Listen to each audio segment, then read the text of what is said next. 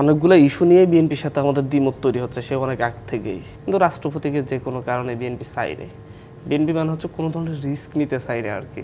বাংলাদেশের সাধারণ জনগণ, যারা সাধারণ ভোটার, গ্রামগঞ্জে যারা বাস করছেন তৃণমূল পর্যায়ে, তারা এই দুটো নির্বাচনে একসাথে ভোট দিতে চান কিংবা তারা আসলে পারবেন, তারা অভ্যস্ত হয়েছেন কি? এটা যদি আপনার খুঁজে বের করতে হয় তাহলে একটা গণভোট দিয়ে জিজ্ঞাসা করা দরকার, গণপরিষদ চান নাকি চান না, নাকি না। তাহলে হয়তো আমি বলতে পারবো যে হচ্ছে আসলে গ্রামগঞ্জের মানুষজন চাচ্ছে নাকি চাচ্ছে না। অনেকগুলো ইস্যু নিয়ে বিএনপির সাথে আমাদের দ্বিমত তৈরি হচ্ছে, সে অনেক আগ থেকেই। আমরা সেইটা হাড়ে হাড়ে টের পাচ্ছি এবং এটার দিকগুলো আমরা বুঝতে পারছি।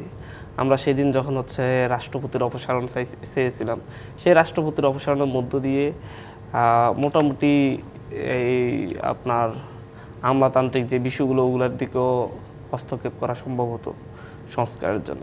কিন্তু রাষ্ট্রপতিকে যে কোনো কারণে বিএনপি চাইরে, বিএনপি মানে হচ্ছে কোনো ধরনের রিস্ক নিতে চাইরে আর কি। কোনো ধরনের মানে আওয়ামী লীগ গিয়েছে, এখন তো একমাত্র শক্তিশালী দল হিসেবে বিএনপি আছে, সুতরাং আমরা ক্ষমতায় চলে যাচ্ছে, আমাদের কী দরকার আর হচ্ছে এই যে সব বিষয়গুলা আবার মাঝে টেনে আনা। আমাদের বিএনপি কতটুকু সংস্কার চাই আমি জানি না। বিএনপি 31 দফা দিয়েছে সেই 2022 সালকে 21 সালে।